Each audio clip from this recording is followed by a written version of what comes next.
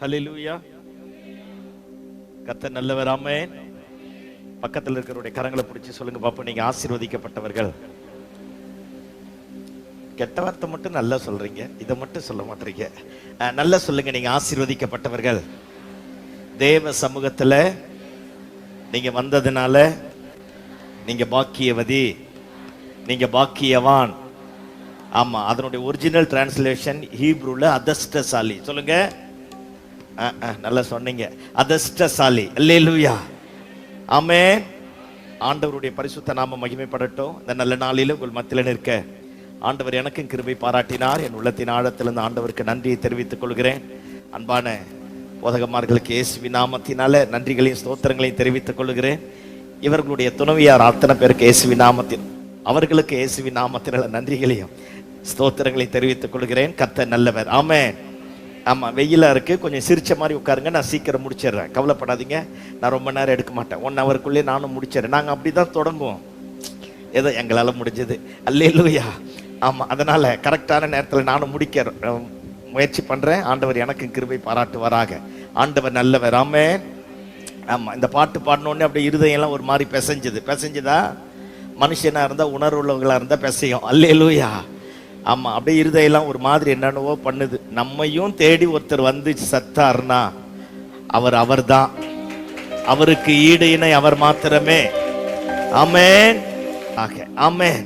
சரி, இன்னைக்கு நான் சிலுவையை குறித்து தான் பேச போறேன். சிலுவையை பார்த்தவர்கள் எடுக்க வேண்டிய தீர்மானம் என்ன அப்படிங்கிறத நான் இன்னைக்கு பேச போறேன். அதுக்கு முன்னாடி ஒரு கதையை சொல்லிட்டு நான் அப்படி பிரசங்கத்துக்கு நேராக கடந்து போலான்னு நினைக்கிறேன். ஒரு பெரிய ராஜா, கம்யூனிஸ்ட் தேசத்துல ஒரு பெரிய ராஜா தேசத்தை ஆண்டு கொண்டு இருக்க ஆரம்பித்தான். அந்த தேசம் கம்யூனிஸ்ட் நாடா இருந்தாலும் அந்த ராஜாவுக்கு அவ்வப்போது பாருங்க, எல்லா சாமியார்கள் மேல, சாமிங்க மேல, கடவுள் மேல பக்தி கொஞ்சம் கொஞ்சமா இருக்க ஆரம்பித்தது. அதனால ரொம்ப ஃபோர்ஸ் பண்ணாம எல்லாரையும் சமநிலை கோட்பாட்டோட நடக்க ஆரம்பிச்சிருக்கிறார். அவருடைய அரசவையில ஒரு நல்ல ரட்சிக்கப்பட்ட கிறிஸ்துவ தேவ மனுஷன் ஒருத்தர் இருந்திருக்கிறார். அவர் எந்த காரியத்திற்கும் தவறான காரியங்களுக்கு உட்பட மாட்டாராம். ராஜா ஏற்பாடு பண்ணுகிற மற்ற வழிபாட்டுகளுக்குரிய காரியங்களில ஒருபோதும் இந்த கிறிஸ்துவ மந்திரிமார் தலையிடவே மாட்டாராம். எந்த காரியத்துக்கும் இவர் தனித்தே நிற்பாராம். ராஜா எத்தனையோ முறை சொல்லிட்டாராம், வேலையை விட்டு எடுத்துருவேன், உன்னை இந்த காரியத்தை தரமாட்டேன், இதை உனக்கு செய்ய மாட்டேன், இதை இப்படி பண்ண மாட்டேன். அவர் சொன்னாரா, எது இருந்தாலும் இல்லாம போனாலும் எனக்கு ஆண்டவர் தான் ரொம்ப முக்கியம் அப்படின்னு ஆண்டவர் மேல மகா வைராக்கியமா நல்ல தெய்வ பயத்தோடு வாழ ஆரம்பிச்சிருக்கிறார். ஒரு நாள் ராஜா கூப்பிட்டு எல்லாருக்கும் முன்னாடி அந்த மந்திரிமார்கள் அத்தனை பேரையும் உட்கார வச்சுட்டு இவரை அவமானப்படுத்துவதற்காக அந்த மந்திரியை பார்த்து கேட்டாராம், யோ, எல்லா கடவுளும் இருக்கிறாங்க, ஒவ்வொரு கடவுளும் ஒவ்வொரு மாதிரி இருக்கிறாங்க, நீ தான் இயேசு உயிரோடு எழுந்தான்னு நினைக்கிற, இவ்வளவு உயிரோடு எழுந்த ஆண்டவன் ஏன் இவ்வளவு கீழ்த்தரமான அகோரமான அந்த மரணத்தை சந்திக்கணும்? அவருக்கு காப்பாற்ற வக்கு இல்லையா? அப்படி இப்படி என்னென்னமோ இந்த சிலுவையை குறித்து தப்பு தப்பா ஒரு மனசுல கசப்பை உண்டாக்குற மாதிரி பேச ஆரம்பிச்சிருக்கிறான். கடைசி வரைக்கும் அவர் ஒண்ணுமே பேச காணும், அமைதியா. அப்படியே நாங்க எவ்வளவு பிரசங்கம் பண்ணாலும் நீங்களும் அமைதியா உட்கார்ந்துருக்கீங்கல்ல, அதே மாதிரி அவரும் அமைதியா இருக்க ஆரம்பிச்சிருக்கிறார். ராஜா டென்ஷன் ஆயிட்டு இருக்கிறா. அடுத்த நாள் அரசவை கூட ஆரம்பிச்சிருக்கு. அரசவை கூடினோடனே ராஜா கேட்டாரா, 1 மாசத்துக்குள்ள ஏசு ஏன் இப்படி பிறந்தார்னு நீ சொல்லாம போனா உன்னை தூக்கு தண்டனை கொடுத்து கொன்னுடுவேன். ஏன்னா அத்தனை பேருக்கு மத்தியில நான் இவ்வளவு பேசி நீ என்னை அசிங்கப்படுத்திட்டு அமைதியா உட்கார்ந்து இருந்த பத்தியா, அதனால 1 மாசம் டைம். அந்த 1 மாசத்துக்குள்ள ஏசு ஏன் இப்படி அலங்கோலமா, இப்படி பிறந்து அலங்கோலமா மரித்தா அப்படிங்கிறத நீ நிரூபிச்சு காட்டாம போயிட்டா உன்னை நான் கொன்னுடுவேன் அப்படின்னு இவன் தீர்மானம் பண்ணிட்டானா. அவர் சிரிச்சுட்டே சொன்னாராம், வர மாசம் 16ஆம் தேதி ஏசு ஏன் பிறந்தார் அப்படிங்கிறத நான் உங்களுக்கு சொல்றேன் அப்படின்னு சொல்லிட்டு இருக்கிறார். ஆனா ஒரு கண்டிஷன் அப்படின்னு இருக்கிறார், நம்ம ஊர் பக்கத்துல இருக்கிற அந்த பெரிய ஏரியில நீங்க, உங்க மனைவி, அவருக்கு அப்பதான் 6 மாசமா ஒரு குழந்தை பிறந்திருக்கு ராஜா. அந்த குழந்தை, உங்க மந்திரிமார், உங்க மெய்காப்பாளர்கள் அத்தனை பேரும் ஒரு பெரிய போட்ல நம்ம எல்லாரும் அந்த ஏரிக்கு நடுவுல போவோம்.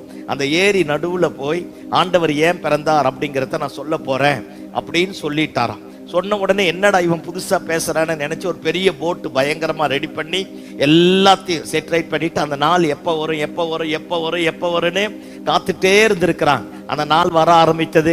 எல்லாரும், ராஜா, ராணி, அந்த 6 மாசம் குழந்தை அத்தனை பேரும் அப்படியே எழும்பி போட்ல ஏறி உட்கார்ந்துட்டு அந்த மெய்காப்பாளர்களோட அந்த ஏரியில கப்பல் போயிட்டே இருக்கு.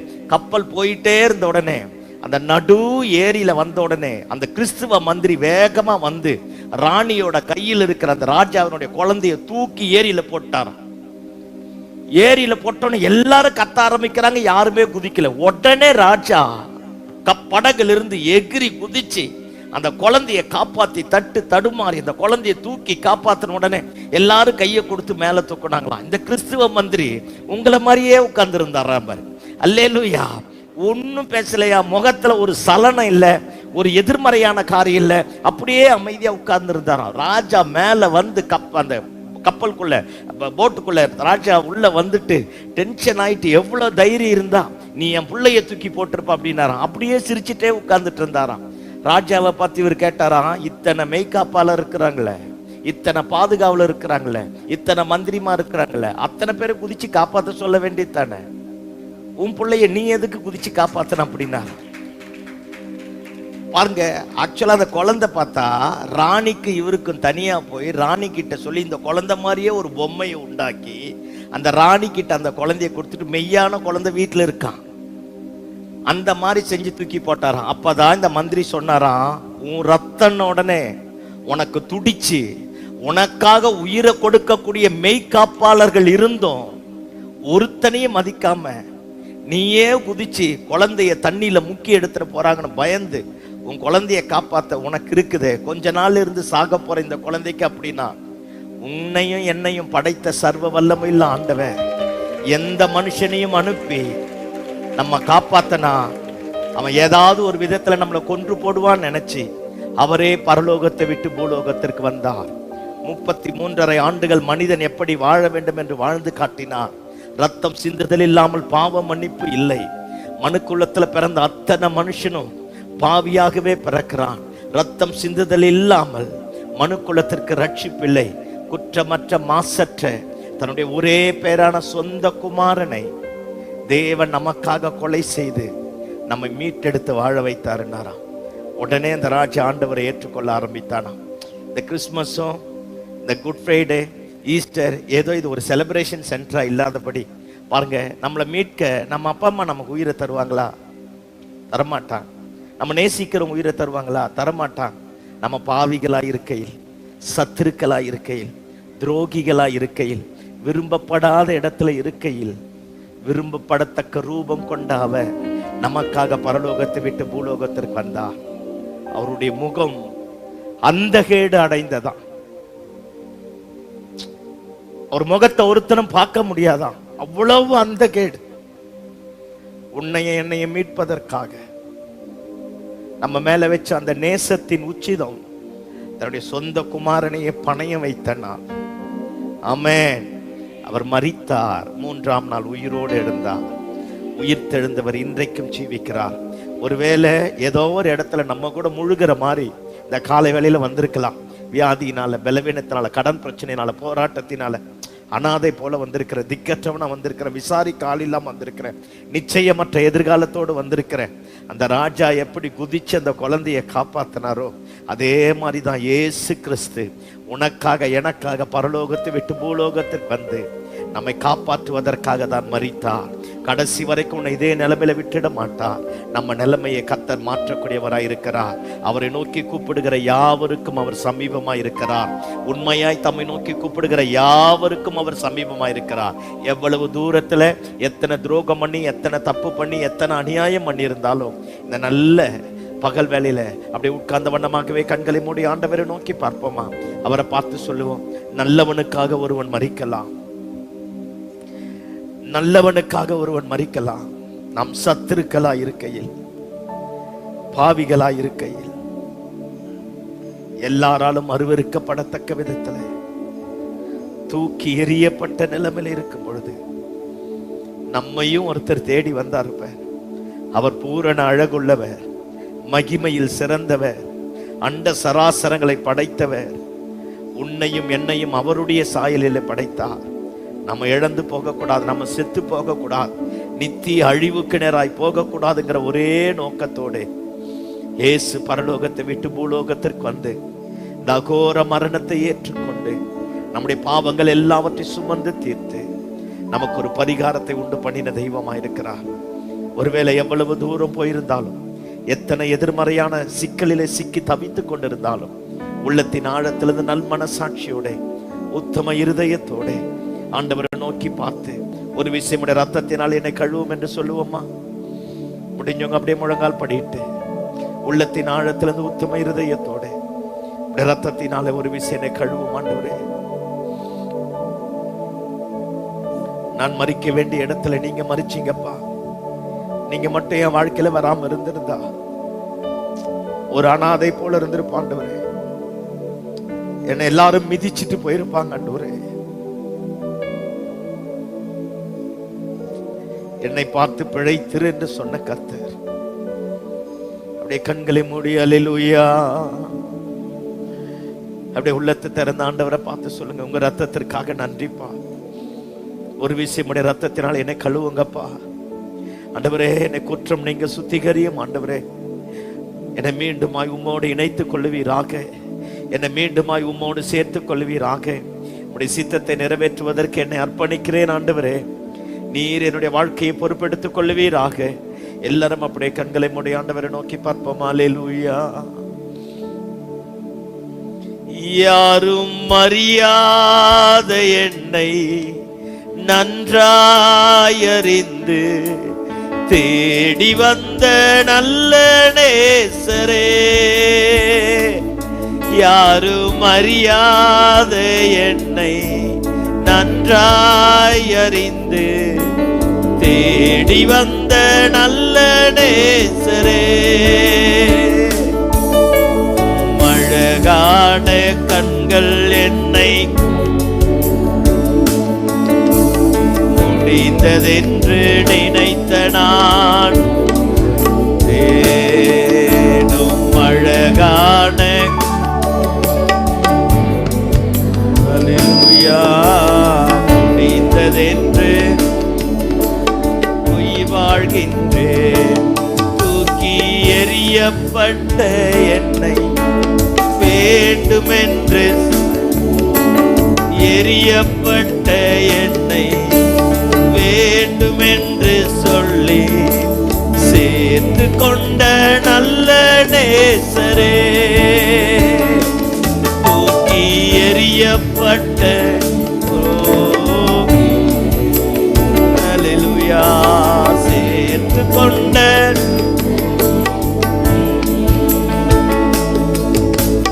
அழகான கண்கள் கண்டதாலே முடிந்ததென்று உயிர் வாழ்கின்றேன். அழகான என்னை கண்டதாலே முடிந்ததென்று உயிர் வாழ்கின்றேன். நல்ல தகப்பனே, எங்களுக்காகவும் வந்து மரித்தீரே, உங்களுக்கு நன்றி செலுத்துகிறோம்ப்பா. இந்த குற்றமற்ற மாசற்ற பரிசுத்தம் உள்ள விலையேற பெற்ற ரத்தத்திற்காக உடைய பரிசுத்த பாதத்தை பணிந்து முத்தமிடுகிறோம். நீர் மட்டும் எங்களுடைய வாழ்க்கையில குறுக்கிடாமல் இருந்திருப்பீரானால் எங்களுடைய கல்லறைகளிலே புல் முளைத்து போயிருக்கும். பைத்தியக்காரனை போல பித்து பிடித்தவர்களாய் எங்கேயோ அனாதைகளாக தெரிந்திருப்போம். ஆண்டவரே, எங்களையும் நேசித்து எங்கள் மேல உடைய அன்பை வைத்து மரித்த உடைய மாட்சிமை பொரிந்தன மரணத்திற்காய் உள்ளத்தின் ஆழத்திலிருந்து நன்றியுள்ள இருதயத்தோடு உம்மை தொழுது கொள்கிறோம். எங்களோடு பேசுவீராக, உடைய நாமத்தை மகிமைப்படுத்துவீராக. இயேசுவின் நாமத்தில் ஜெபம் கேளு நல்ல பிதாவே, ஆமென். அல்லேலூயா. நாம் அமர்வோம். பக்கத்துல கையை பிடிச்சி சொல்லுங்க பாப்போம். இயேசுவின் ரத்தம், சத்தமா, இயேசுவின் ரத்தம் எல்லாவற்றையும் மாற்றும், எல்லாவற்றையும் உனக்கு தரும், எல்லா உயரத்திற்கு மேலான உயரத்திற்கு கொண்டு போகும். ஆமென். பயப்படாதீங்க, எல்லாம் மாறிடும். இயேசு உயிரோடு இருக்கிறார். பக்கத்துல பார்த்து சொல்லுங்க, இயேசு உயிரோடு இருக்கிறார், எல்லாம் மாறிடும். ஆமென், ஆமென். கர்த்தர் நல்லவர். ஒரு வசனத்தை எடுத்து வாசிப்போம். மத்தேயு எழுதின சுவிசேஷத்தின் புஸ்தகம், மத்தேயு எழுதின சுவிசேஷத்தின் புஸ்தகம் 27வது அதிகாரம். மத்தேயு எழுதின சுவிசேஷத்தின் புஸ்தகம் 27வது அதிகாரம் 11வது வசனத்தையும் 24வது வசனத்தையும் வாசிப்போம். இயேசு தேசாதிபதிக்கு முன்பாக நின்றார். தேசாதிபதி அவரை நோக்கி, நீ யூதருடைய ராஜாவா என்று கேட்டான். அதற்கு இயேசு, நீ சொல்கிறபடிதான் என்றார். சரி, 24வது வசனத்தை நானே வாசித்துறேன். கர்த்தர் உங்களை ஆசீர்வதிப்பாராக. ஸ்கிரீன்ல போடுங்கப்பா. கலகம் அதிகமாகிறதே அல்லாமல் தன் பிரயாசத்தினாலே பிரயோஜனம் இல்லை என்று பிலாத்து கண்டு தண்ணீரை அள்ளி ஜனங்களுக்கு முன்பதாக கைகளை கழுவி, இந்த நீதிமானுடைய இரத்த பழிக்கு நான் குற்றமற்றவன், நீங்களே பார்த்து கொள்ளுங்கள் என்றான். அல்லேலூயா. பைபிள் எல்லாம் கீழே வச்சிருங்க பாப்போம். என்னை மட்டும் பாருங்க, நான் ஒரு 4-5 வசனத்தை சொல்றேன், அப்போ மட்டும் பைபிளை பார்த்தா போதும். ஆமென் சொல்லுங்க பாப்போம். ஆமா, பாருங்க, இந்த வேத பகுதி இப்படியாக சொல்லுகிறது. இயேசு பிலாத்து என்று சொல்லக்கூடிய, பொந்திய பிலாத்து என்று சொல்லக்கூடிய தேசாதிபதிக்கு முன்பதாக போய் நிற்க ஆரம்பித்தாராம். நின்ற உடனே அவரை அப்படியே ஏகப்பட்ட கேள்விகளை கேட்டு விசாரிக்க ஆரம்பிக்கிறான். விசாரித்து முடிச்ச உடனே இந்த 24வது வசனம் சொல்லுகிறது, அவரிடத்தில் அவன் எந்த குற்றத்தையும் காணவில்லை. ஆனால் எதிர்த்தரப்பில் இருக்கிறவர்கள் அநேக குற்றங்களை அவன் இயேசுவின் மேல சாற்றினபடினால வேற வழி இல்லாம, இவர் ஒரு நீதிமான், இவர் ஒரு குற்றமற்றவர், இவருடைய ரத்த பழிக்கு நான் காரணம் இல்லை அப்படின்னு சொல்லிட்டு தண்ணி அள்ளி தன் கைகளை கழுவி விட்டானா. அல்லேலூயா சொல்லுங்க பாப்போம். ஆமா, இன்னைக்கு நான் இதை தான் பேச போறேன். பாருங்க, இவர் கடைசியா இயேசு பிலாத்துவுக்கு முன்னாடி வந்து நிற்கும் போது ஆண்டவருக்கு அது 7வது ஜட்ஜ்மெண்ட், 7வது முறையாக அவர் நியாயம் தீர்க்கப்படுவதற்காக வந்து நிற்கிறார். எத்தனாவது முறை? 7வது முறை. அல்லேலூயா சொல்லுங்க பாப்போம். ஆமா, இதனுடைய பின்னணியை எல்லாத்தையும் நான் சொல்லி முடிச்சிட்டு இப்ப நான் பிரசங்கத்துக்கு நேரா வரேன். கவனிங்க பாப்போம். பிலாத்து இஸ்ரவேல் தேசத்துல ஒரு பெரிய தேசாதிபதியாக, நம்முடைய லாங்குவேஜ் படி பார்த்தோம்னா கவர்னராக இருக்க ஆரம்பித்தான். அவன் ஒரு பெரிய ரோம வம்சத்துல பிறந்தவன். அவனுடைய பின்னணி எல்லாம் பயங்கரமானது. அவனுடைய ஒய்ஃப் ஒரு பெரிய கோட்டீஸ்வரி. பாருங்க, பெரிய கோட்டீஸ்வரனுடைய மனைவி. அப்பேற்பட்ட ஒரு நல்ல மனைவி.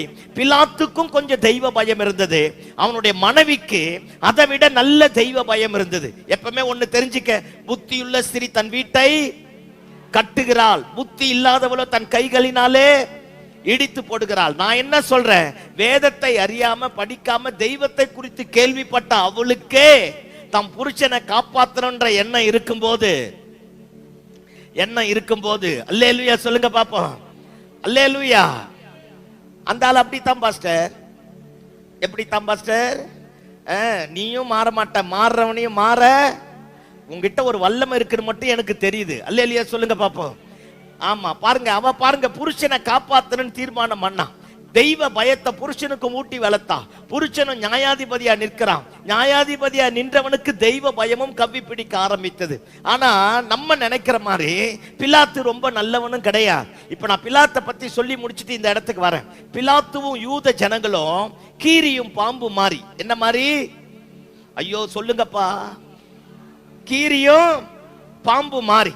பாருங்க, இவன் வந்து 21 வருஷம் யூதேயா தேசத்துல கவர்னரா தேசாதிபதியா இருக்கிறான். 21 வருஷத்துல தான் இந்த 21வது வருஷத்தினுடைய முடிவில் இயேசு போய் அவனுக்கு முன்னாடி நிற்க ஆரம்பிக்கிறான். இவன் நல்ல படிச்சவன்.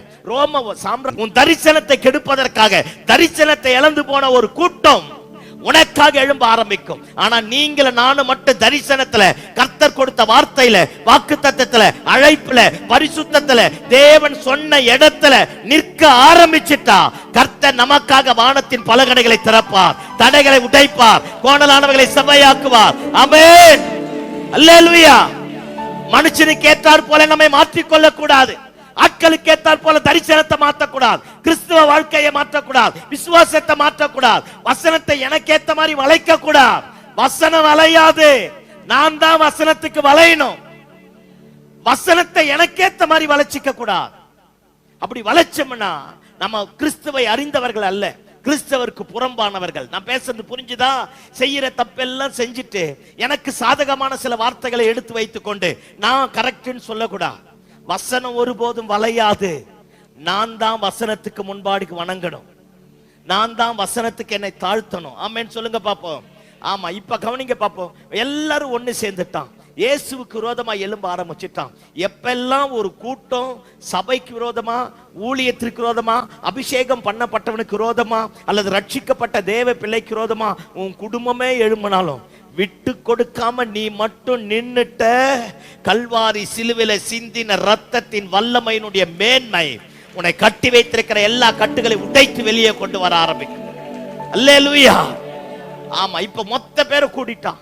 மொத்த பேரை கூட்டி இயேசுவை பிடிச்சிட்டான். யூதாஸ் காரியத்துக்கு விலை பேசி இயேசுவை பிடிச்சி பாருங்க, அண்ணா கிட்ட கொண்டு போய், காய்பா கிட்ட கொண்டு போய், திரும்பவும் அண்ணா கிட்ட கொண்டு போய், திரும்பவும் பிலாத்து கிட்ட வந்து, திரும்பவும் ஏரோது கிட்ட போய், திரும்பவும் பிலாத்து கிட்ட, இந்த மாதிரி 7 விதமான நியாயஸ்தலத்துல போயிட்டு கடைசியா பாருங்க, இது கடைசி. இதுக்கு முன்னாடி காலையில அதிகாலையில பாருங்க, மொத்த பேரும் சமஸ்த யூதர்களும் எல்லா சனகரிம் சம்பவம் சதுசேய பரிசேய அத்தனை பேரும் பிலாத்தினுடைய அரண்மனைக்குள்ள வந்துட்டான்.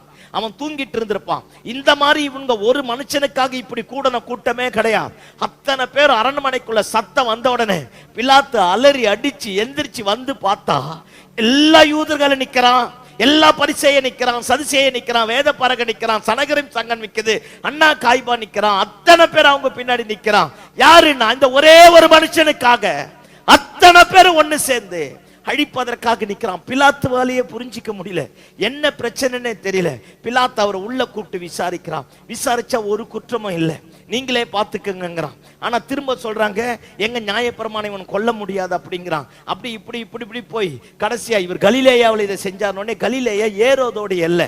இப்ப நம்ம சொல்றோம் இல்ல, இது அந்த மாவட்டம், இது அந்த போலீஸ் ஸ்டேஷனை சேர்ந்ததுன்ற மாதிரி ஏரோதோட எல்லைன்னு ஏரோது கிட்ட அனுப்புறான். ஏரோது கிட்ட போயிட்டு அவனும் குற்றம் இல்லைன்னு பார்த்து இப்ப இயேசு கிறிஸ்து இங்க வந்து நிக்கிறான். இயேசு கிறிஸ்து இங்க வந்து நின்ன உடனே நான் 4 காரியத்தை சொல்லி இன்னொரு 4 காரியத்தை சொல்லி முடிக்க போறேன். அல்லேலூயா சொல்லுங்க பாப்போம். அல்லேலூயா. ஆமா, எல்லாம் பாருங்க, முழு சமஸ்த யூதர்கள் ஒரு பக்கம் நிக்கிறான். இயேசு கிறிஸ்து மட்டும் அனாதை மாதிரி நிக்கிறார். 12 பேர் கூட இருந்தாயா? ஒருத்தன் காட்டி கொடுத்து முத்தம் கொடுத்துட்டானா? ஒருத்தன் எல்லாருக்கும் முன்னாடி தெரியாதுன்னு சபிச்சு சத்தியம் பண்ணிட்டு ஓடிட்டானா? மீதி பேர் எல்லாரும் விலகிட்டான். இவர் எங்க போனாலும் திரளான கூட்டம் இருந்தது. எங்க போனாலும் இவர் பக்கத்துல ஒரு கூட்டம் இருந்தது. யோவான்ல எழுதும் போது சொல்றா, நீங்க எல்லாரும் ஒரு நாள் என்னை விட்டுட்டு போயிடுவீங்க.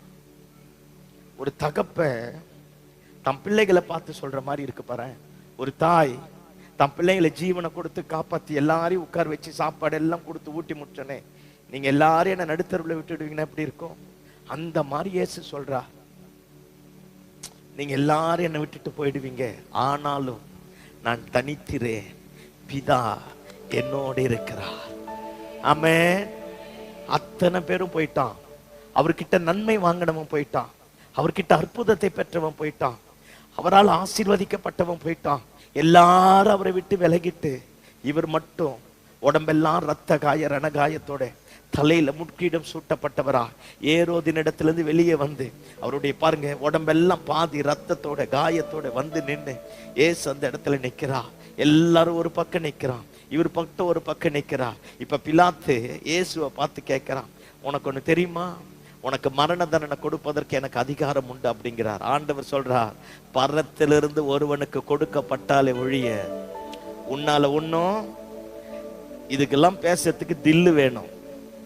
என்ன வேணும்? ஐயோ சத்தமா சொல்லுங்கப்பா, என்ன வேணும்? தில்லு வேணும். ஆண்டவர் பிலாத்துக்கு முன்னாடி தைரியமா நிக்கிறார். எல்லாரும் விலகிட்டான். அற்புதம் பெற்ற ஒரு கூட்டம் போயிடுச்சு, ஆசீர்வாதம் பெற்ற ஒரு கூட்டம் போயிடுச்சு, மரணத்தை ஜீவனாய் மாற்றின கூட்டம் போயிடுச்சு, கடைசி வரைக்கும் கூட இருப்பேன்னு சொன்ன ஒரு கூட்டம் போயிடுச்சு. எல்லாரும் விலகின உடனே இயேசு மட்டும் தனியாக நின்று பிலாத்துக்கு முன்னாடி நிற்கிறார். இதுக்கு முன்னாடி பிலாத்து பார்த்த எல்லா குற்றவாளிகளும் தன் உயிருக்காக பிச்சை எடுப்பான். என்னை எப்படியாச்சும் காப்பாத்துரு, நான் அந்த தப்பு செய்யல, நான் இதை பண்ணல, என்னை எப்படியாச்சும் இந்த மரண தண்டனையிலிருந்து என்னை விடுவிச்சிரு அப்படின்னு பிலாத்து கிட்ட கெஞ்சுவான். ஆனா இவரோ எவங்கிட்டையும் எதையும் கேட்காம பிலாத்துக்கு முன்னாடி தைரியமா நிற்க ஆரம்பித்தார். கையை தட்டி ஆமென் சொல்லுங்க பாப்போம்.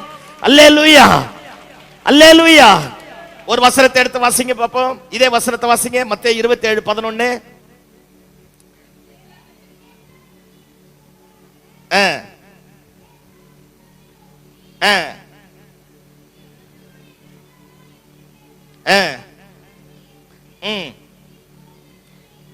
எல்லாம் என்ன பாருங்க பாப்போம். உடம்பெல்லாம் ரத்த காயம், தலையில முட்கையிடும், கன்னத்துல அடிச்சிருக்கிறான், முகத்துல எச்ச துப்பி இருக்கிறான், அவன் துப்புன எச்ச காஞ்சி போயிருக்கும். எல்லாம் ரணகாயத்தோட நிற்கும் போது பிலாத்து அவரை பார்த்து கேட்கிறான், இத்தனை பேரும் உனக்கு விரோதமா கூடிட்டு நீ யூதருடைய ராஜான்னு சொல்றாங்களே, நீ யூதருடைய ராஜாவா அப்படின்னு கேட்கிறான். நான் நம்மள அந்த உயிர் பிச்சைக்காக ஏதாவது மாத்தி கித்தி பேச சொல்ல, ஆனா தலைவர் பாருங்க அப்படியே தில்ல நின்னு சொல்றார், நீ சொல்லுகிறபடி நான் யாரு தான். சத்தமா சொல்லுங்க பாப்போம். எல்லாம் இணைப்பாரு. இந்த நல்ல பகல் வேளையில வந்திருக்கிறோம். 1000 பேர் உனக்கு விரோதமா கூடனாலும் இயேசுவின் ரத்தத்தினாலே கழுவப்பட்டிருப்பாயானால், பரலோகமும் பின்னாடி நிற்குமானால், நீ மட்டும் தைரியமா நிற்க ஆரம்பித்தா உனக்கு விரோதமா எழுதப்பட்ட எல்லா சாசனங்களையும் கர்த்தர் மாற்றக்கூடியவராயிருக்கிறார். ஆமென், அல்லேலூயா. ஆண்டவர் தைரியமா நின்னதை பார்த்துட்டு பிலாத்துவாலேயே புரிஞ்சிக்க முடியல.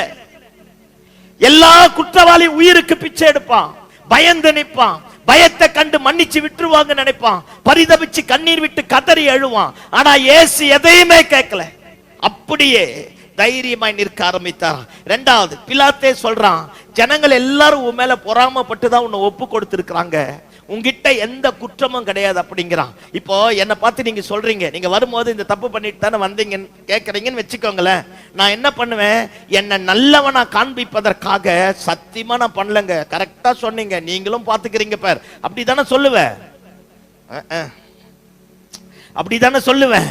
ஆனா இயேசு பாரு, இவங்க எல்லாம் போராமையில தான் உன் மேல சொல்றாங்க, உங்ககிட்ட ஒரு குற்றமும் இல்லைன்னு உடனே தலைவர் ஒரு வார்த்தையும் பேசல, அப்படியே நிற்கிறார். அப்போ அவர் குற்றவாளி கிடையாது. ஆமென், ஆமென்.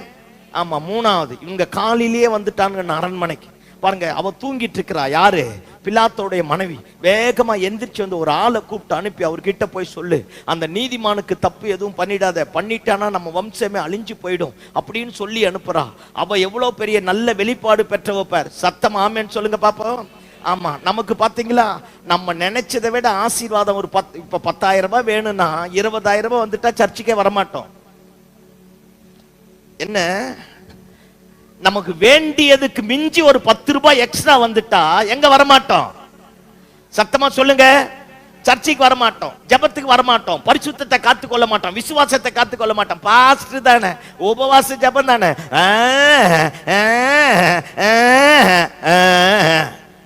அல்லேலூயா. ஒன்னும் வரத்து கிடையாது. தப்பா ரைட்டா நான் பேசுறது?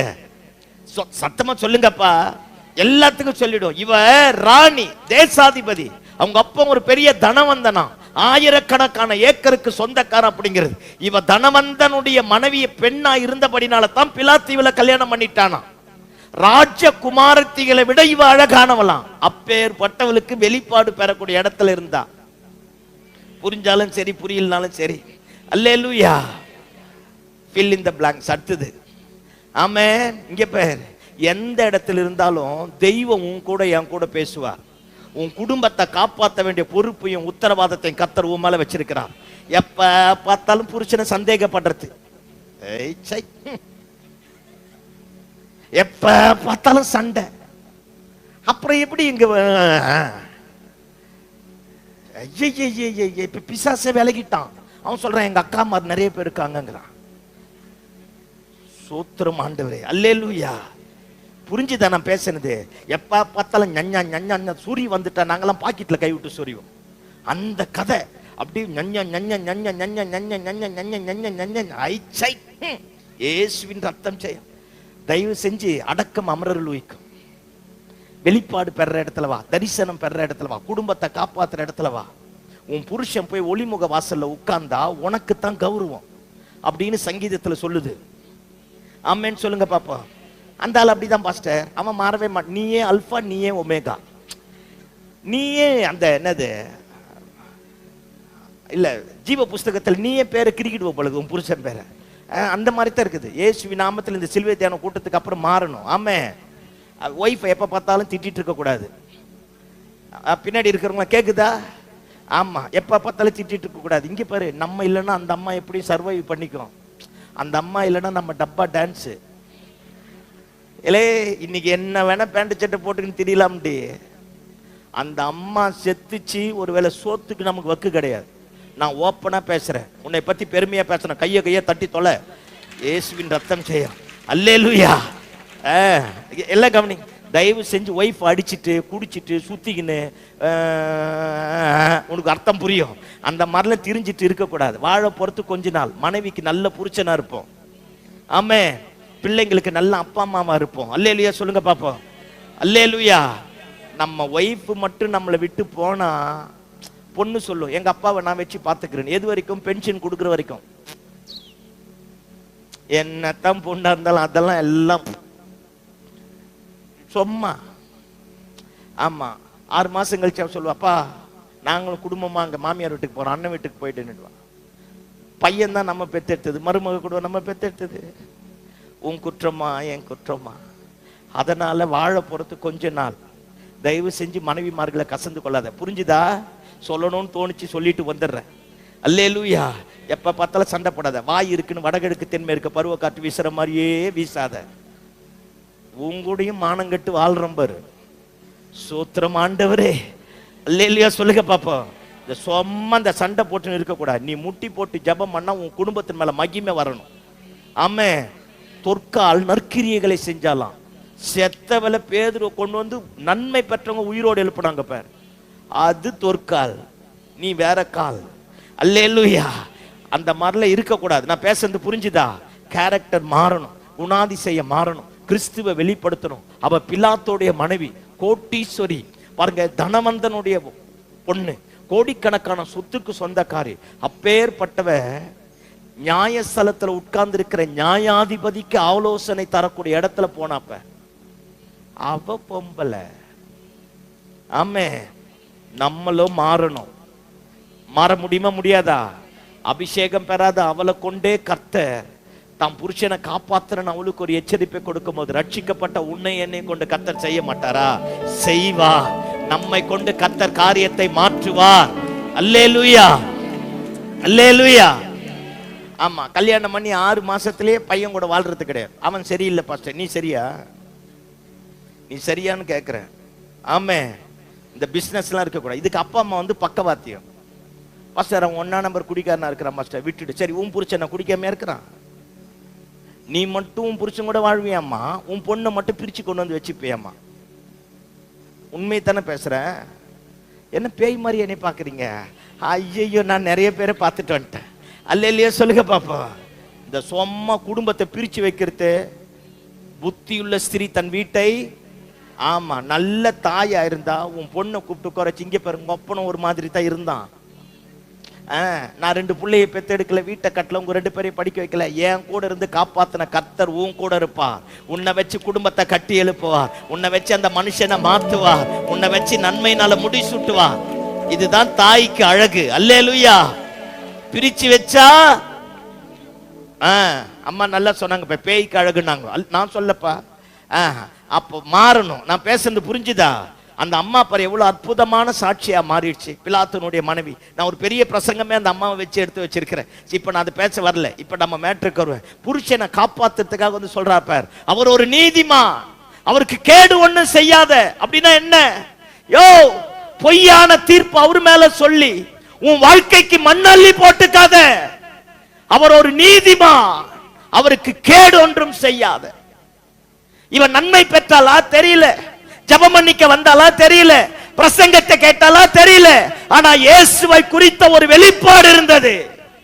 அவர் ஒரு நீதிமான், அவருக்கு கேடு ஒன்றும் செய்யாத. யாருக்கு என்ன தீர்ப்பு எழுதினியோ அவர் ஒரு பரிசுத்தவான். அவருடைய வாழ்க்கையில குறுக்கிட்டேனா உன் வாழ்க்கையே தலைகீழாய் மாற ஆரம்பிச்சிடும். பாருங்க என்ன அற்புதம். மனைவி எச்சரிச்சிட்டா.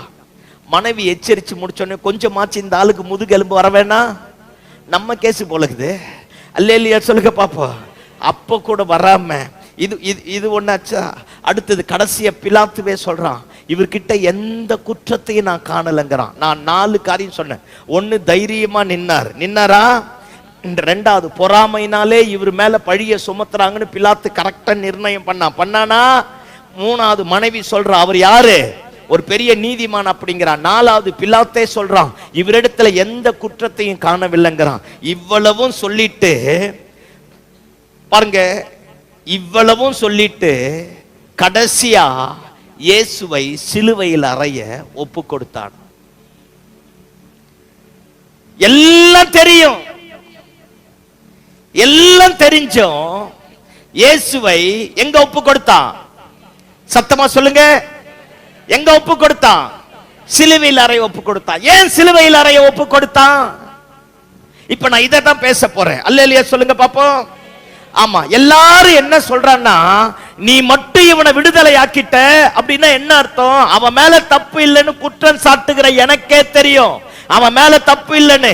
ஆனா நீ மட்டும் அவனை விடுதலை ஆக்கிட்ட, ராயனுக்கு நண்பனா இருக்க மாட்டேன் அப்படின்னா என்ன அர்த்தம்? உன் பொசிஷன், உன்னை சேனாதிபதியாய் உட்கார வச்ச ராயன் இருக்கிறான், ரோம பேரரசு இருக்கான், அவனுக்கு நீ நண்பனா இருக்க மாட்ட, சிநேகிதனா இருக்க மாட்ட. அதனால எழுத போகிற தீர்ப்பை பார்த்து எழுது அப்படிங்கிறான். இப்ப நமக்கு புரியுற மாதிரி நான் பின்னாடி வந்து சொல்றேன். ரெண்டாவது சொல்றான், ஜனங்களை பிரியப்படுத்த நினைச்சானா.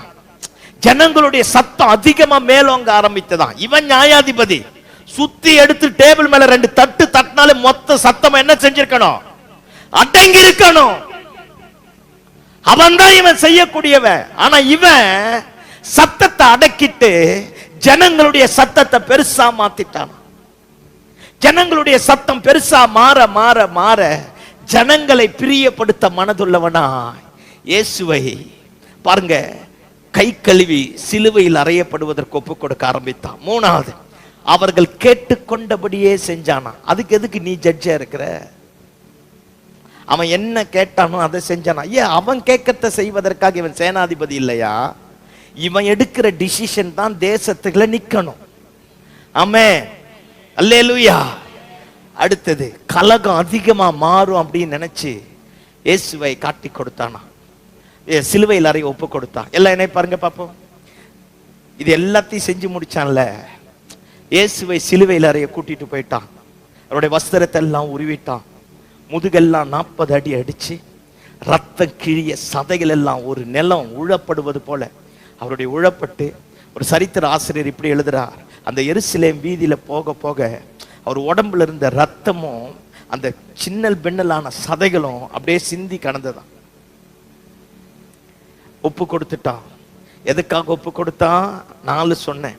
ராயனுக்கு நண்பனாய் இருப்பதற்காக, ஜனங்களை பிரியப்படுத்துவதற்காக, அவர்கள் என்ன கேட்டாங்களோ அதை செய்வதற்காக, கடைசியா கலகம் வராமல் இருப்பதற்காக. இந்த 4 காரியத்துக்காக தண்ணி அள்ளி கையை கழுவி இயேசுவை சிலுவையில் அறை ஒப்பு கொடுத்துட்டான். கையை கழுவும் போது சொல்றான், இவர் ஒரு குற்றமற்றவர்ன்றான்.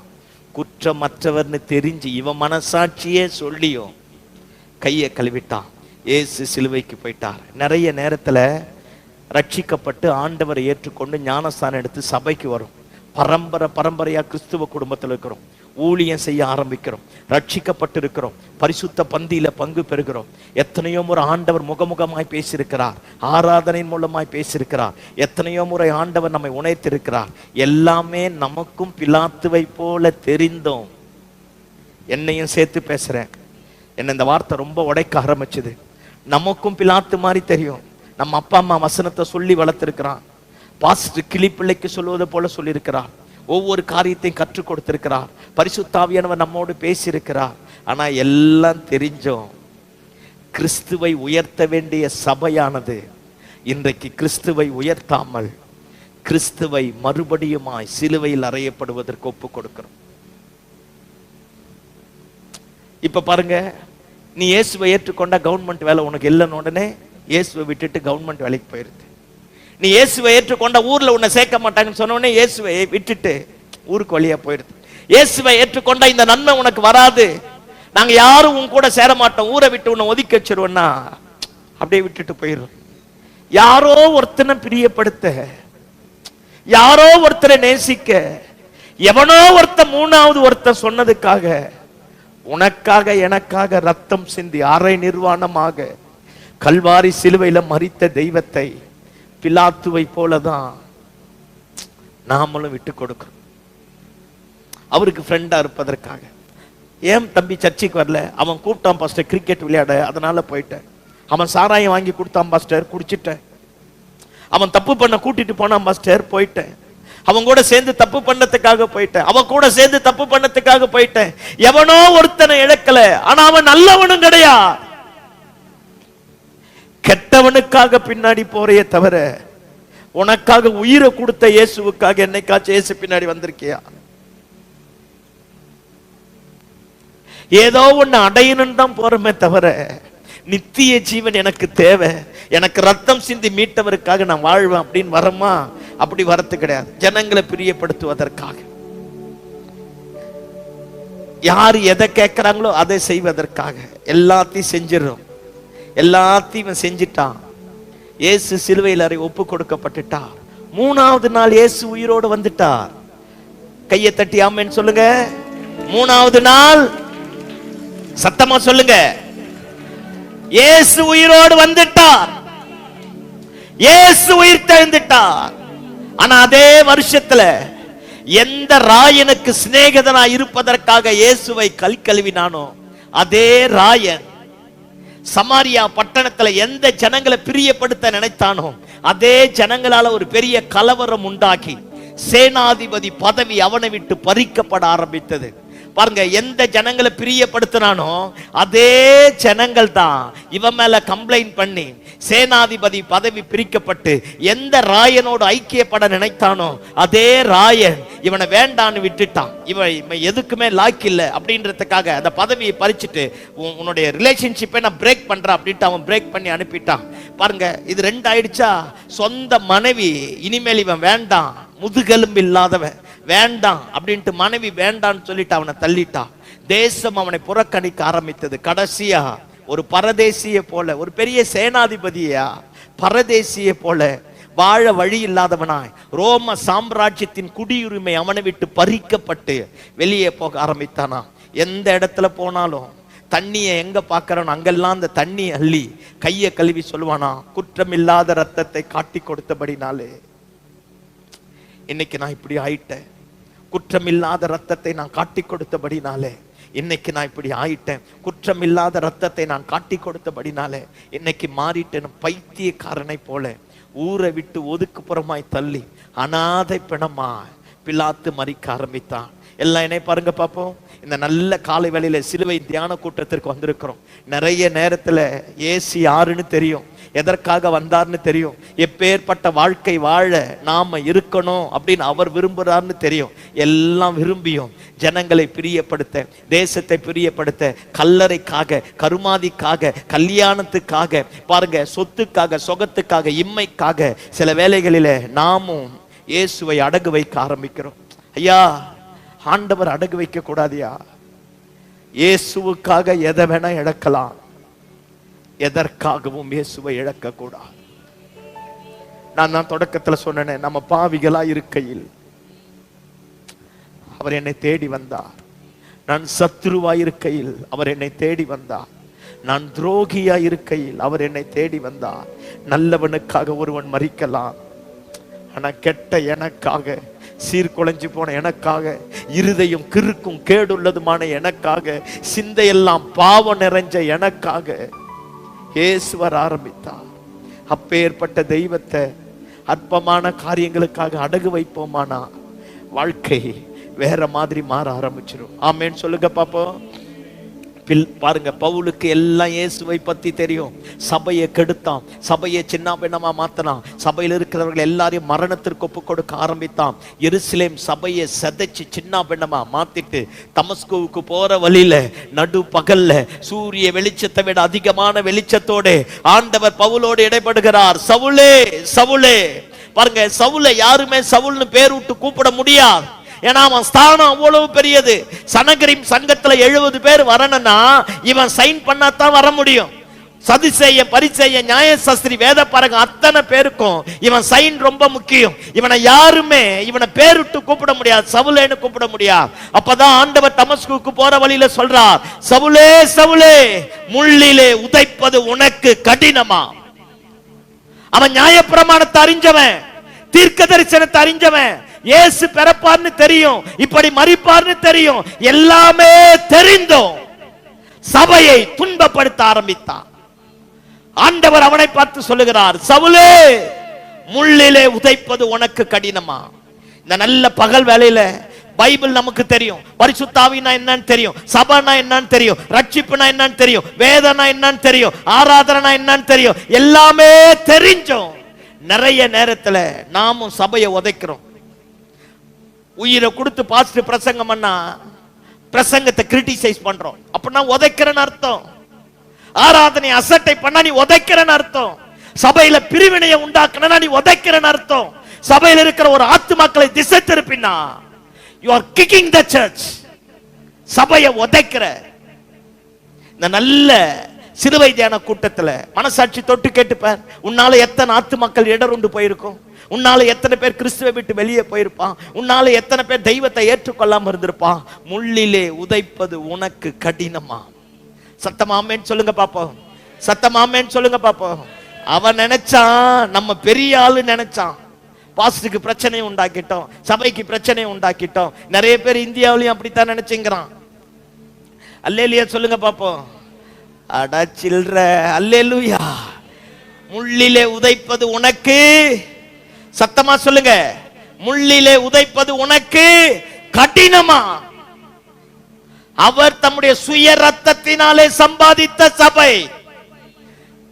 தேவ ராஜ்யத்தை ஒருவன் கெடுத்தால் தேவன் அவனை கெடுத்து போடுவார். இந்த சிலுவை தியான கூட்டத்தில் ஒரு தீர்மானம் பண்ணும். ஆண்டவரே, இனிமேல் யாருக்கு நான் இடையூறா இருக்க மாட்டேன் ஆண்டவரே. ஒருபோதும் சத்தியத்தை நான் புறக்கணிக்க மாட்டேன் ஆண்டவரே. ஆராதனையை மிஸ் பண்ண மாட்டேன் ஆண்டவரே. ஒரு பரிசுத்த வாழ்க்கையை உமக்கு நேராய் வாழ இன்னைக்கு நான் அர்ப்பணிக்கிறேன் ஆண்டவரே. ஆண்டவரை பார்த்து நம்முடைய வாழ்க்கையை ஒப்பு கொடுக்கிற பட்சத்துல கர்த்தர் காரியத்தை தலைகீழாக மாற்ற ஆரம்பிப்பார். ஆமென். கிட்டத்தட்ட 32 வருஷங்களுக்கு பின்னாடி பவுல் அக்கிரிப்பா ராஜாவை பார்த்து சொல்றான், அக்கிரிப்பா ராஜாவே, அந்த பரம தரிசனத்திற்கு நான் கீழ்ப்படியாதவனா இருக்க விரும்பவில்லை. அவன் சொல்றான், உன்னை விட நான் சர்ச்சை துன்பப்படுத்தினவன், ஜனங்களை கொன்னவன், அழிச்சவன். ஆனா ஒரு நாள் எனக்காக மரித்து அடக்கம் பண்ணப்பட்டு உயிர் தெழுந்த இயேசு என்னோடு முகமுகமாய் பேச ஆரம்பித்தார். அன்னைக்கு தான் நான் யார் என்பதை உணர்ந்தேன். அன்னைக்கு பெற்ற அந்த தரிசனத்திற்கு இனி ஒருபோதும் என் வாழ்க்கை எதிராய் செயல்படாது. ஆமென். அவன் சொல்றான் பாருங்க, அந்த பரம தரிசனத்திற்கு நான் கீழ்ப்படியாதவனாய் இருக்க விரும்பவில்லை.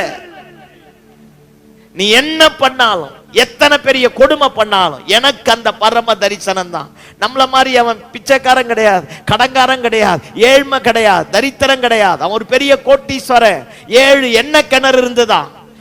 இன்னைக்கு எண்ணெய் கிணறு பத்திக்கு நெறியுது, அந்த மாதிரி அன்னைக்கே 7 எண்ணெய் கிணறு இருந்துதான். 3 வல்லரசு நாடுகளுடைய சிட்டிசன்ஷிப் வைக்க ஆரம்பித்தான். அவனை மாதிரி படிச்சவன் ஒருத்தரம் கிடையாது. நியாயப்பிரமாணத்தை தேறினவர்களில யூதர்களில ஒருவனும் கிடையாது. அப்பேற்பட்டவன் சொல்றான், அவரை அறிகிற அறிவின் மேன்மைக்காக பாருங்க எல்லாவற்றையும் நஷ்டமும் குப்பையுமா எண்ணுகிறேன். எல்லாத்தையும் தூக்கி போட்டாம்ப அவரை அறிகிற அறிவின் மேன்மைக்காக. கொரிந்து சபையை பார்த்து பவுல் இப்படி எழுதுகிறான், சிலுவையில் அறையப்பட்ட அவரையே அன்றி வேறொன்றையும் நீங்கள் அறியாதிருக்க தீர்மானித்தேன். உனக்கு வேற ஒண்ணுமே வேணாம்.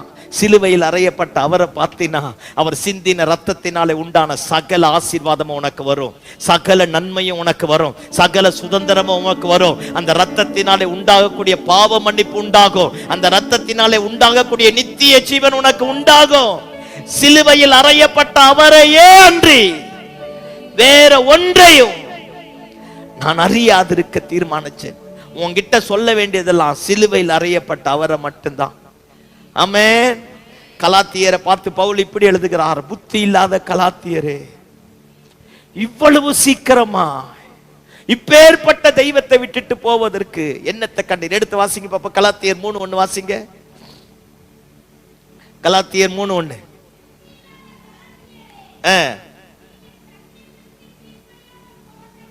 நீங்கள் சத்தியத்திற்கு கீழ்ப்படியாமல் போகத்தக்கதாக உங்களை மயக்கினவன் யார்? இயேசு கிறிஸ்து சிலுவையில் அறையப்பட்டவராக உங்கள் கண்களுக்கு முன், அல்லேலூயா, அவன் சொல்றான், புத்தி இல்லாத கலாத்தியரே, உங்களை மயக்கினவன் யார்? சிலுவையில் அறையப்பட்ட இயேசு உங்கள் கண்களுக்கு முன்பதாக பிரத்யட்சமாய் வெளிப்பட்டவராய் இருந்தாரே. இவ்வளவு சீக்கிரமாய் அவரை விட்டு பின்வாங்கி போவதற்கு அவரிடத்தில் எண்ணத்தை கண்டீர்? எரேமியா தீர்க்கதரிசி இப்படி சொல்லுகிறான் பாருங்க. இஸ்ரவேல் ஜனங்களை பார்த்து ஆண்டவர் கேட்கிறார், என்னை விட்டு மாயையை பற்றி கொண்டு தூரம் போவதற்கு என்னிடத்தில் என்ன அநியாயத்தை கண்டீர்கள்? சில நேரத்துல நம்மளும் போயிடுறோம்ல, ஐயா தப்பு பண்ணாத மனுஷன் இல்லையா, எல்லாருமே தப்பு பண்றேயா. ஆனா பரிசுத்தாவியானவர் உணர்த்தும் போது அந்த இடத்தை விட்டு எந்திரிச்சு வெளியே வந்துடணும். ஆமென், ஆமென், ஆமென். சத்தமா சொல்லுங்க ஆமென். பரிசுத்தாவியானவர் இது செய்யறது தப்புன்னா, பாஸ்டர் எனக்காக பேசினான்னு சண்டை போடக்கூடாது. சண்டை போட்டா அது பிலாத்துவின் ஆவி. அல்லேலூயா சொல்லுங்க பாப்போம். ஆண்டவர் என்னை உருவாக்குவதற்காக என்னை எழுப்புகிறார் அப்படின்னு வந்தா இது சவுலை பவுலாய் மாற்றின ஆவி. சத்தம் ஆமேன்னு சொல்லுங்க பாப்போம். சத்தம் ஆமேன்னு சொல்லுங்க பாப்போம். ஆமா, உணர்த்தும் பொழுது உணர்வடையணும். பேசும்போது பாவத்தை விட்டு கொடுக்கணும். தடுமாறும் பொழுது கர்த்தரை எச்சரிக்கும் போது தடுமாற்றத்தை விட்டு நேர் வழியில வரணும். அல்லேலூயா. அப்படி வருகிற பட்சத்துல ஆண்டவர் நம்மையும் நம்முடைய குடும்பத்தையும் நம்முடைய சந்ததியும் தலைகீழாய் மகிமை பொருந்தினதாய் முன்னிலைமை காட்டிலும் பின்னிலைமை ரெட்டிப்பான ஆசீர்வாதம் உள்ளதாய் கர்த்தர் மாற்றுவதற்கு போதுமான ஆண்டவராக இருக்கிறார். சத்தமாமேன்னு சொல்லுங்க பாப்போம். ஆமா, விழுந்த இடத்தை விட்டு எழுந்து வெளியே வந்துடணும். விழுந்த இடத்திலேயே விழுந்துட்டு அவரு பண்ணலையா, இவரு பண்ணலையா, அவரு போலையா, இவரு போலையா, இது பிசாசுனுடைய பெரிய தந்திரம். இதனால தான் கலாத்தியர் சபையை பார்த்து கேட்கிறான், சிலுவையில் அறையப்பட்ட அவர் மட்டும்தானே உன் கண்ணுக்கு முன்னாடி இருந்தா, இவ்வளவு சீக்கிரம் அவரை விட்டு எப்படி போன? உன் கண்ணை புடுங்கி தர சொன்னாலும் தந்தையே, எனக்காக எல்லாத்தையும் செஞ்சியே, நீ எப்படி இந்த மாயை வலையில போய் விழுந்துட்ட, இந்த தப்பான பாதைக்கு நேராக போயிட்ட? சிலுவையில் அறையப்பட்ட இயேசுதான் நம்ம வாழ்க்கையை நங்குறோம். ஆமென். சத்தம் அல்லேலூயா சொல்லுங்க பாப்போம். அல்லேலூயா, அல்லேலூயா, அல்லேலூயா. என்ன இந்த 4 சுவிசேஷத்துல ஒரு நல்ல காரியம் என்ன தெரியுமா? எல்லாம் நினைப்பாருங்களேன், பைபிளை தெரியாதவன் இயேசுவை குறித்து சொன்ன சாட்சியை விட பைபிளை தெரிஞ்சவன் இயேசுக்கு விரோதமாய் செய்த துரோகம் தான் அதிகம். நான் பேசுறது புரிஞ்சுதா? பைபிளை நல்லா தெரிஞ்சவன் இந்த 4 சுவிசேஷத்துல இயேசுவுக்கு விரோதமாய் செய்த துரோகம் தான் அதிகம். ஆனா பைபிளை பத்தி தெரியாதவன் இயேசுவுக்கு செய்த நன்மை பெருசு.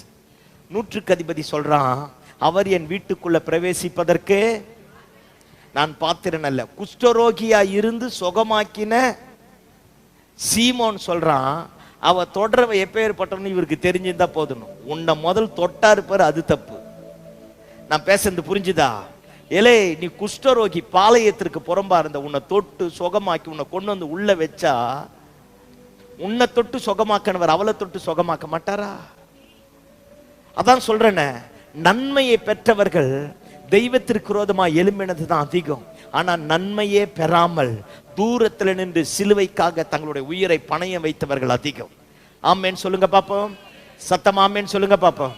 ஆமா, பாருங்க, இவனாச்சா இயேசு கிறிஸ்து ஏலி ஏலி லாமா சபத்கானின் சத்தமிட்டு கத்தி தன் ஜீவனை விட்ட உடனே மெயின் போர்ச்சேவகனாய் இருந்த ரோம போர்ச்சேவகன் சொல்றான், உண்மையாகவே அவர் யார்? நீதிமான் அப்படிங்கிறான். பாருங்க, பிலாத்துனுடைய மனைவி சொல்றா, அவர் நீதிமான் அப்படிங்கிறான். இயேசுவை குறித்து கேள்விப்படாதவர்கள், அறியாதவர்கள் இயேசுவை நல்ல இடத்துல வச்சாங்களே தவிர பைபிளை அறிந்தவர்கள் தான் இயேசுவை அவமானத்திற்குள்ளாக தள்ள ஆரம்பித்தார்கள். சிலுவையில் அறையப்பட்ட கல்லன் அவரை பார்த்து சொல்றான், உம்முடைய ராஜ்யத்தில் என்னை. ஒரு நேரத்தில் அவனும் கிண்டல் பண்ணவன் தான், கேலி பண்ணவன் தான். அப்புறமா தான் தெரியுது நம்மெல்லாம் குற்றம் செய்து வாதிக்கப்படுகிறோம், அவர் நம்முடைய குற்றத்துக்காகவே வாதிக்கப்படுகிறார். ஆமென். அவருடைய ராஜ்யம் வேற. இந்த நல்ல பகல் வேலையில இயேசுவின் நாமத்துல கையெடுத்து பட்சமா கேட்கிறேன், தவறான உபதேசத்துக்கு போகாத. தவறான உபதேசத்தை ஏற்றுக்கொண்டு சத்தியத்தை நீ புறக்கணிச்சினா சபையை உதைக்கிறவன் அர்த்தம். ஆமென். ஆராதனை அற்பமா எண்ணி வேறொரு காரியத்துக்கு போனா சபையை துன்பப்படுத்துகிறாய் அர்த்தம். தேவனுக்கு பண்ணின பொருத்தனைகளை நிறைவேற்றாமல் இஷ்டம் போல வாழலான் வாழ்ந்தோம்னா நம்முடைய வாழ்க்கை வேற மாதிரி மாற ஆரம்பிக்கும். அதனால தயவு செஞ்சு சிலுவையை துக்கப்படுத்தாதபடி, சிலுவையை கண்டு அசட்டை பண்ணாதபடி, சிலுவையில சிந்தின ரத்தத்திற்கு நம்முடைய வாழ்க்கையை பரிபூர்ணமாய் ஒப்பு கொடுக்கும் போது காரியம் தலைக்கீழாய் மாற ஆரம்பிக்கும். ஒரு நல்ல சாட்சியும் ஒரு காரியத்தை மட்டும் சொல்லிட்டு நான் முடிக்க போறேன். நான் ஹாஸ்டல்ல படித்தேன், 10வது வரைக்கும் ஒரு ஹாஸ்டல்ல படித்தேன். பாருங்க, எங்க ஹாஸ்டல்ல பயங்கரமா இருக்கும் ஆராதனை எல்லாம். அந்த ரவுண்டு ட்ரம் நாங்க தான் அடிப்போம், 4-5 பேர் போட்டி போட்டுன்னு அடிப்போம். அடிச்சா பேய் அப்படி ஓடும். ஆமே, இப்ப வெளியிருக்கிற பேயெல்லாம் உள்ள வந்து உட்காந்துன்னு கேட்டுங்க. சோத்திரம் ஆண்டவரே, ஆமேன்னு சொல்லுங்க பாப்போம். அந்த ரவுண்டு ட்ரம் எங்க பாஸ்ட் இப்படி ஒரு முறைச்சாருன்னா கை தட்டுறது வேகமா அனல் பறக்கும்.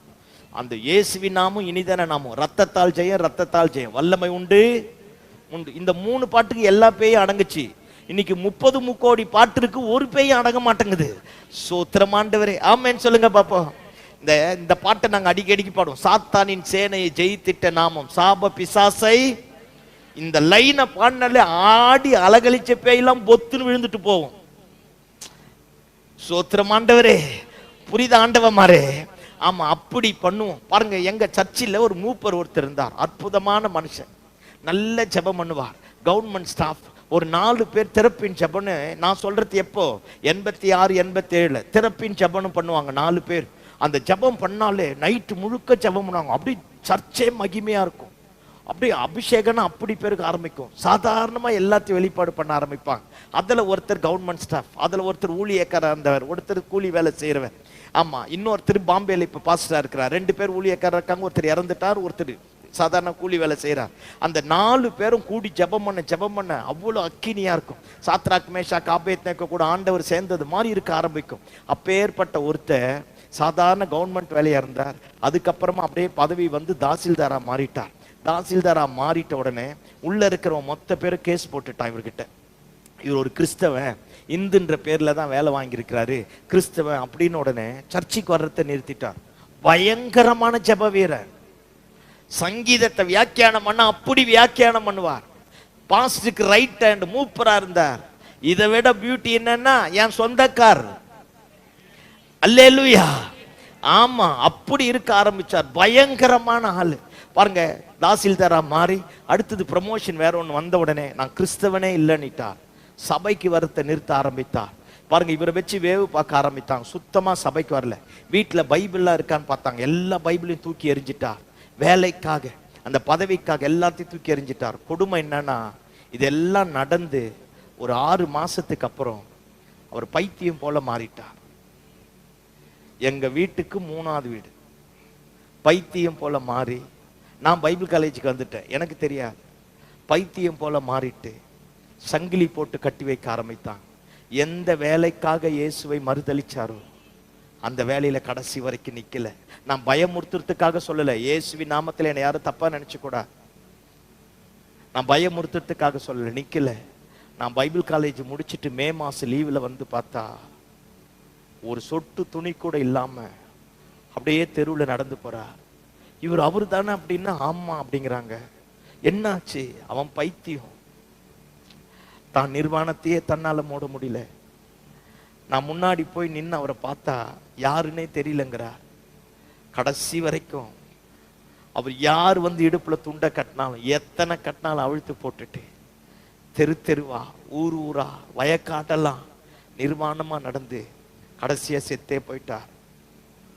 உன்னை பரிசுத்தம் செய்த ரத்தத்தை அசுத்தம் என்று எண்ணி கிருபையின் ஆவியை நிந்திக்கிறவன் எவ்வளவு கொடிதான ஆக்கினிக்கு பாத்திரவானா இருப்பான் என்பதை யோசித்து பாருங்கள். எனக்கு அப்படியே ஒரு பெரிய தாக்கத்தை உண்டாக்கிடுச்சு. அவர் செத்தது, அகோரமா மறிச்சது, ஊர்ல யாரும் ஒரு சாவுக்கு வராம வயக்காட்டுல செத்த இடத்துல அப்படியே கொண்டு போய் சுடுகாட்டுல குழி நோண்டி புதைச்சது, அவ்வளோ பெரிய உயர்வு. ஐயா, இயேசுவை எனக்கு தெரியாதுன்னு தண்ணி எள்ளி கை கழுவி காட்டி கொடுத்துட்டாலே வேற மாதிரி மாறிடும். நான் தான் சொல்றேன், 4 சுவிசேஷத்துல அவரிடத்துல இருந்து நன்மை பெற்றவர்கள் அவருக்கு செய்த துரோகம் தான் அதிகமே தவிர நன்மை பெறாதவர்கள் அவருக்கு ஏதோ ஒண்ணு கொடுத்தாங்க. அரிமேத்தை ஊரானாகி யோசேப்பு நன்மை பெற்றானான்னு தெரியல, ஆனா தன் கல்லறை ஆண்டவருக்காக கொடுத்தான்.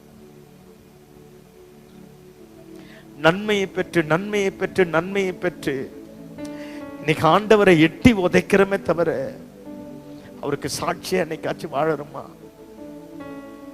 நன்மையை பெற்று இந்த அம்மாலாம் ஒரு கிறிஸ்தவனா, இவெல்லாம் ஒரு கிறிஸ்தவனா அப்படிங்கிற மாதிரி தான் நம்முடைய வாழ்க்கை மாறி போச்சே தவிர அவர்கிட்ட போனா இயேசுவை பார்க்கலான்னு யாராச்சும் சொல்ல முடியுமா? நன்மை பெற்று நன்மை பெற்று நன்மை பெற்று நன்மை பெற்று மீண்டுமாய் அவரை சிலுவையில் அறைய ஒப்பு கொடுக்கிறோமே ஒழிய சிலுவையில் அறையப்பட்ட இயேசுவை உயர்த்த இன்னைக்கு யாருமே பாத்திரவானா இல்லை. உன் மனசாட்சியை தொட்டு கேட்டுப்ப. எத்தனை முறை ஆண்டவர் அசிங்கப்படுத்திருக்கிற. எரேமியா தீர்க்கதரிசியை பார்த்து ஆண்டவர் கேட்கிறார், என்னை விட்டு தூரம் போய் மாயையை பின்பற்றி கொள்ளுவதற்கு என்னிடத்துல என்ன அநியாயத்தை கண்டீர்? என்கிட்ட என்ன அநியாயத்தை பார்த்துட்டு என்னை விட்டு தூரம் போன? இன்னைக்கு பரிசுத்தத்தை விட்டு தூரம் போயிட்டியே, பண்ணின பொருத்தனையை விட்டுட்டு தூரம் போயிட்டியே, தவறான உறவுகளோடு சேர்ந்துட்டியே. வைராக்கியமாய் நிற்க வேண்டிய நீ, முதுகெலும்பு உள்ளவனாய் நிற்க வேண்டிய நீயும் நானும் இன்னைக்கு முதுகெலும்பு இல்லாமல் கிறிஸ்துவை மறுபடியும் மறுபடியும் சிலுவையில் அறைய ஒப்பு கொடுக்கிறோமே.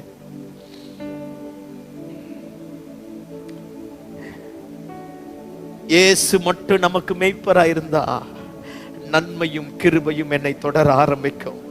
நான் எதையும் தேடி ஓட வேணாம், எல்லாம் என்னை தேடி வர ஆரம்பிக்கும். எல்லாவற்றையும் எனக்காக கர்த்தர் செய்யக்கூடியவராயிருக்கிறார். அல்லேலூயா, அல்லேலூயா. கெட்ட குமாரன் தகப்பனை விட்டு தூரம் போனா அவங்க அப்பா சொல்லியிருப்பாரு, டே உங்க அம்மா சின்ன வயசுல விட்டுட்டு போயிட்டாடா, கஷ்டப்பட்டு உன்னை வளர்த்தண்டா, அப்பாவை விட்டுட்டு போகாதரா போகாதரான்னு இருப்பார். அவன் வளர்ந்து தீர்மானம் எடுக்க வேண்டிய இடத்துக்கு வந்துட்டான். அதனால அப்பாவை பார்த்து சொல்லிடுறான், சொத்தை பிரிச்சு தரையா கேஸ் போட்டமான்னு இருப்பான். வேணாடா, உயிரை கொடுத்து உன்னை காப்பாத்திருக்கிறேன்டா, போகாதரா போகாதரா. அப்பாவுக்கு விரோதமா எழும்பி சண்டை பண்ணி பஞ்சாயத்தை ரெடி பண்ணி சொத்தை பிரிச்சு சொத்து எல்லாத்தையும் வாங்கிட்டு தூர தேசத்துக்கு போயிட்டானா. அப்பாவை பார்க்கவே கூடாதுன்னு போயிட்டான். அங்க போய் லேவிஷா செலவு பண்ண ஆரம்பித்தான். இருந்தவைகள் எல்லாம் அவனை விட்டு போன உடனே கடைசியா ஒரு குடியானவனிடத்துல போய் ஒட்டி கொண்டானா. அவனா கூப்பிட்டு வேலையை தரல, இவனா போய் என்ன செஞ்சான், ஒட்டி கொண்டானா. குடியானவனிடத்துல ஒட்டி கொண்டான். அப்பதான் உட்கார்ந்து நினைச்சானா, எங்க அப்பா வீட்டுல இருக்கிற வேலைக்காரன் கூட நல்லா சாப்பிட்றான், ஆனா ஓனருடைய பையன் நான் தான் இங்க இருக்கிறேன். அந்த வசனம் சொல்லும், அவன் புத்தி தெளிந்து எழுந்து தீர்மானம் பண்ண, நான் மீண்டுமா என் தகப்பனிடத்தில் போக போகிறேன். ஆமே, எங்க அப்பாவை பார்த்து சொல்ல போறேன், பரத்துக்கு விரோதமாக உமக்கு விரோதமாக துரோகம் பண்ணிட்டேன், இனி நான் பாவம் செய்ய மாட்டேன், என்ன வேலைக்காரன் ஒருத்தனா ஏத்துக்கங்கன்னு சொல்ல போறேன்னு சொல்லி எத்தனை நாடு போனானோ எப்படியோ தட்டு தடுமாறி வந்துட்டான். தூரத்துல அப்பா இவனை பார்த்த உடனே இவன் குற்ற உணர்வோடு வாரான். ஆனா அப்பா அவனை பார்த்துட்டு இருக்கிற இடத்தை விட்டுட்டு எந்திரிச்சு வேகமா ஒடியாந்து, நாற்றம் எடுத்தவன், பன்றிகளோடு வாழ்ந்தவன், அருவருக்கப்படத்தக்க விதத்தில் இருக்கிறவன், முடியெல்லாம் ஒரு மாதிரி அலங்கோலமா இருக்கும், குளிச்சு எத்தனை நாளாச்சோ தெரியல, கட்டி பிடிச்சி அவன் கழுத்துல முத்தம் தந்தானா. ஆமேன்னு சொல்லுங்க பாப்போம். நீதிமொழிகள் ஒரு வசனம் இருக்குது, கிருபையும் சத்தியமும் சாரப்பணியை போல உன் கழுத்துல இருக்குமா. இந்த நல்ல பகல் வேலையில இன்னைக்கும் தகப்பன் உனக்கு கிருபையை தரக்கூடியவரா இருக்கிறார். எவ்வளவு தூரம் போனாலும் உன்னை அணைத்து கட்டி பிடித்து முத்தம் கொடுக்கக்கூடிய இயேசு உயிரோடு இருக்கிறார். தேவைக்காக ஆண்டவர் இடத்துல வராத, தேவனே நம்முடைய தேவையாக மாறட்டுமே. அல்லேலூயா சொல்லுங்க பாப்போம். அல்லேலூயா, அல்லேலூயா, அல்லேலூயா. கிறிஸ்துவுக்காக இழந்தவர் எவரும் தரித்திரரானதில்லை. ஆமேன் சொல்லுங்க பாப்போம். கிறிஸ்துவுக்காக நஷ்டப்பட்டோர் ஒருவரும் கெட்டு போனதாக சரித்திரம் இல்லை. அல்லேலூயா. ஒருவன் என்னை பின்பற்றி வர விரும்பினார், அவன் தன்னைத்தானே வெறுத்து தன் சிலுவை எடுத்துக்கொண்டு என்னை பின்பற்ற கடவன். யாருக்கு தெரியும், சிலுவை சுமந்தோரை அவர் சீரழிக்க விட மாட்டார். இந்த நல்ல பகல் வேளையில அவரை எட்டி உதைக்காத, முள்ளில் உதைப்பது உனக்கு கடினமா, உபதேசத்தை உதைக்காத, சத்தியத்தை உதைக்காத, சபையை கெடுக்காத, கூட்டத்தை கூடாத, நான் பெரிய ஆள்னு காட்டாத, குற்றமற்ற ரத்தத்தை கை கழுவாத, மற்றவர்களை பிரியப்படுத்துவதற்காக இயேசுவை சிலுவையில் அறையாத, அற்பமான வாழ்வுக்காக ஆண்டவரை அடகு வைக்காத, கல்லறைக்காக, கருமாதிக்காக, கல்யாணத்திற்காக இயேசுவை சிலுவையில் அறையாத, அவரை நேசிச்சுப்பா. உனக்காக எனக்காக ரத்தம் சிந்திருக்கிறார். எனக்கு இந்த வார்த்தை ரொம்ப பிடிக்கும். அவருடைய முகம் அந்த கேடு அடைந்ததா. நாம் அவருடைய முகத்தை பார்க்க கூடாதபடிக்கு திருப்பி கொண்டோமா? பாவியாகிய நாமளே அந்த முகத்தை பார்க்காம திருப்பி கொள்ளக்கூடிய தக்க விதத்துல உனக்காக எனக்காக அந்த கேடு அடைந்ததனுடைய நோக்கமே உன்னையும் என்னையும் வாழ வைப்பதற்காகத்தான். இழந்து போன ஏதேன் தோட்டத்தின் உறவை புதுப்பிப்பதற்காகத்தான். இழந்து போன ஆசீர்வாதத்தை மீண்டுமாய் தருவதற்காகத்தான். இழந்து போன உறவை மீண்டுமாய் கட்டி எழுப்புவதற்காகத்தான். இழந்து போன நித்திய வாழ்வை நமக்கு மீண்டுமாய் தருவதற்காகத்தான். ஒருவேளை இந்த காலை வேளையில எத்தனை நெருக்கத்துல வந்திருந்தாலும், ஆண்டவர் அசட்டை பண்ணி நிர்வீசாரம் பண்ணியிருந்தாலும், இன்னைக்கு ஒரு தீர்மானம் பண்ணு. எத்தனை முறை ஆண்டவர் நம்மோடு பேசியிருக்கிறார், எத்தனை முறை போதகர்களை கொண்டு நமக்கு எச்சரித்திருக்கிறார், மனைவியை கொண்டு எச்சரித்திருக்கிறார், பிள்ளைகளை கொண்டு எச்சரித்திருக்கிறார், புருஷனை கொண்டு எச்சரித்திருக்கிறார். இயேசுவின் நாமத்தினால சிலுவையை அற்பமா எண்ணாதபடி, சிலுவையில மரித்த இயேசுவை கை கழுவி விட்டு விடாதபடி ஆண்டவரை நோக்கி பார்ப்போம். நான் சொன்ன பாரு, எங்க சொந்தக்கார் கடைசியா பைத்தியமாம் ஐயா, அவர் எப்படி தெரியுமா ஜெபம் பண்ணுவாரு? அப்படி ஜெபம் பண்ணுவார், அவ்வளோ அற்புதம் நடக்கும். கடைசியா தான் நிர்வாணத்தை தன்னால மூட முடியாம போயிட்டா. மரணம் மோசமா மாறிடுச்சு. இயேசுவுக்காக எதையும் இழக்கலாம், எதற்காகவும் இயேசுவை இழக்க கூடாது. ஆண்டவர் நினைச்சா என்ன மாதிரி 1000 ஜேம்ஸை உருவாக்குவார். ஆனா அவரை விட்டா, அவரை மாதிரி வேற ஒரு நல்ல ஆண்டவர் உலகத்துல இல்லவே இல்லை. அவர்தான், அவருக்கு ஈடு அவர் மாத்திரமே. எல்லாரும் எப்படி எழுப்பி நிற்போமா? உன்ன மாதிரி என்ன மாதிரி 1000 பேரை உருவாக்க முடியும். எந்த பதவிக்காக இயேசுவை விட்டுட்டு போனையோ அதை விட 10 பதவிகளை உனக்கு என் ஆண்டவனால தர முடியும். ஆனா இயேசுவை மீண்டுமா சிலுவையில் அறையாத, கைய கழுவாத, எல்லாமே அறிந்தும் ஆண்டவரை அற்பமா எண்ணாத,